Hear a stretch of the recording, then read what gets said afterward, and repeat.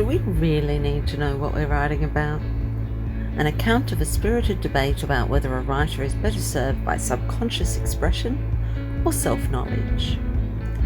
A few weeks ago, one of my past students shared a post to my timeline on Facebook. It was a Reddit screenshot about writing. Basically, a woman who writes fan fiction was having a conversation with her father, a published writer. She felt a bit inferior because it was just fan fiction. Through the conversation, her father pressed to know what she was writing about. He made the point that it wasn't what the characters were doing or the genre, but the underlying themes that were important. She realised that she was really writing about loneliness and who we are in the absence of purpose. I felt enamoured with this idea and started searching my own writing for elusive meaning. I concluded that I was writing about hope and the need to search for wonder in the everyday. Excited and happy about this, I told my partner. He's passionate about literature and a writer himself, though he doesn't write much. He also used to teach English. When I really want to polish a piece, he's my go-to critic, and boy does he deliver. He was less enamoured with this concept, and a spirited conversation was sparked. It began in the car on the way to work and continued sporadically until the end of the day. He made some excellent points. The most emphatic point was this: you don't need to know what you are writing about. You need to get the words on the page when they come. By the end of the day, he had me convinced. Let me explain the reasoning. The burning need exclusive of the big picture. Have you felt the burning need? The need that's impossible to describe?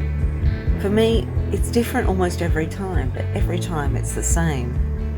Sometimes it bubbles, and when I start to type, the words spill like froth on the page, sliding and revealing rainbows and shine as they fill the space, building up like froth in a bathtub until I have to stop. Sometimes it burns and devours the blankness, fills it with rage or love or a need to change the world.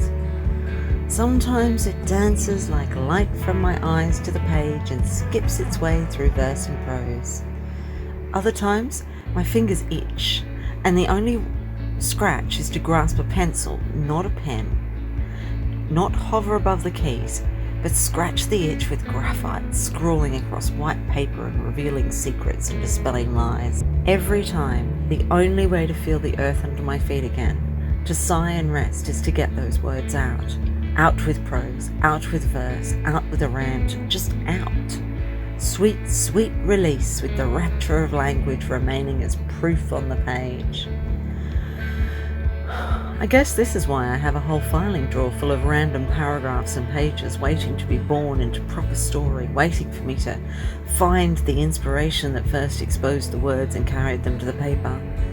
Those stories are somewhere inside, biding their time until they deem my experience and voice worthy of their cause. The whole vision is never evident when the words start to flow.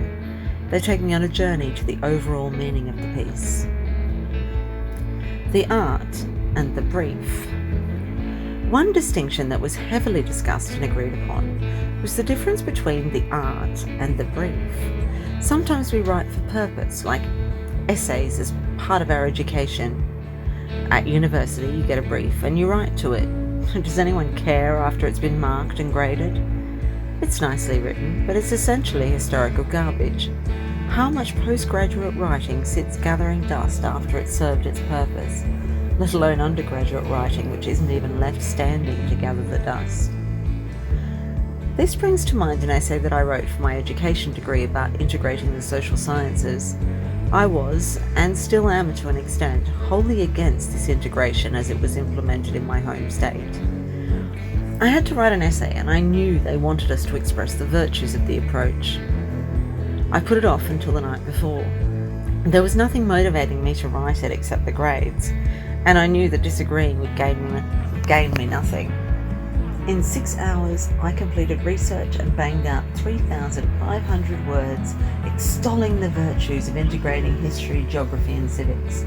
I got the highest possible grade, a high distinction, for something I wrote with disdain. Goodness knows what happened to that apparently excellent essay. And now they are in the process of splitting the disciplines again. Integration didn't work the way they wanted. It was good writing, but it meant nothing a few months after it was conceptualized, and means even less as educational policy travels full circle, as it tends to do.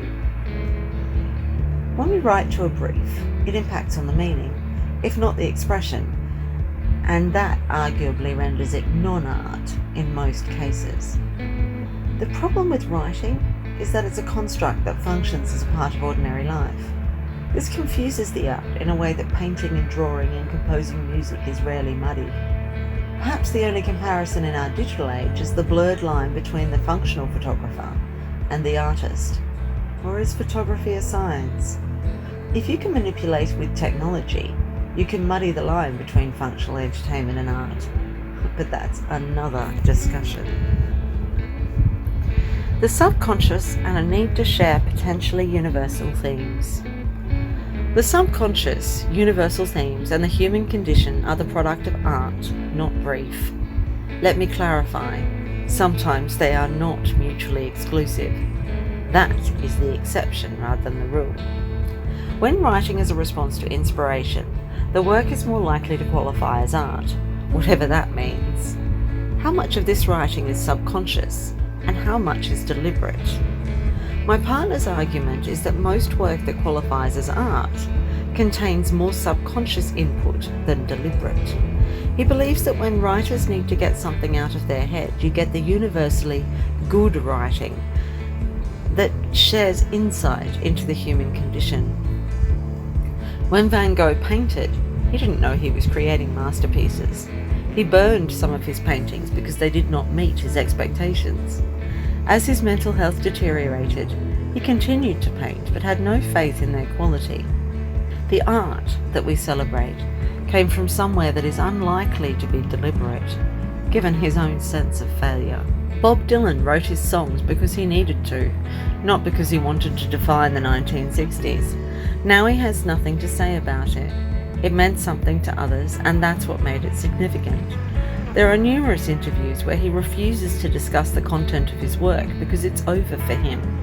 He got it out of his system. Now we call it art. Most people don't work with a vision. They just work and get it done. In a truly subconscious writing episode, you can't know what you're writing about. A lot of the great writers didn't go in wanting to know what they were writing about. They went in and wrote and waited to see what came out. When Shakespeare wrote Hamlet, did he intend to write about families and relationships and power and life? Regardless of his intent, the work survives as an ultimate expression of the human condition. It has survived with most of his canon as literature and art. Isaac Asimov wrote his first books in the 1950s and 60s, and the narrative in each was disconnected from the others. In the 80s, he wrote the connections to link all the journeys from robots to human beings abandoning the Earth. This suggests that his writing was born from inspiration rather than deliberate intent. When he wrote the first books, it seems the big picture wasn't apparent, even to him. When I wrote A Question Worth Asking, it was after a fortnight of the idea bumping around and niggling at me. I needed to get it out. As it unfolded on the page, I was surprised by my own story. When we try to write, it's different from when we need to write. The need must fall out onto the page. It's what makes art art. It can be any genre. What is in it? What are they conveying? You can't really manufacture it. Chances are, when you have a need to get it out of your head, there is someone else who needs to explore it too. That's what makes it potentially universal, depending on how many others need to explore it. What's more, if you need to express it, the need is a compulsion that pushes the expression and makes it full and plump and meaningful. There's a difference between memorable and potentially universal, and that which is eloquently written but discarded after use. The memorable stuff is the stuff people do without thinking. When you capture something that resonates with many other people, it hits quickly and comes out viral. We're a thinking animal, and that thinking makes us desire understanding. What better conduit from thought to understanding than art? Even without something going viral, who knows what ripples our writing has spread through the world, or when the ripples have dissolved and vanished into the abyss. Final thoughts. I, for one, have enjoyed the thought experiment, but I won't be repeating it anytime soon. It doesn't matter what I write about or what I write about. Do you get what I mean? Perhaps we should only write when we need to write to control the writing flame. If only the world was that easy. What really matters is getting the words on the page when it burns to get out. Above all, I think it's important to experience and explore the disquiet between the idea and the expression. Maybe there lies the pot of gold that is writing, something truly thought-provoking and widely read. I'm still waiting to find that elusive pot of gold, the gold of universal truth and revelations of the human condition, but it could be in there. Even if it is, I may never know the worth of my work. Maybe that pot of gold will wait for my descendants, and that's okay. Maybe the pot of gold is just the humble truth that will speak to my descendants through the words that I leave in this world when I depart for the next.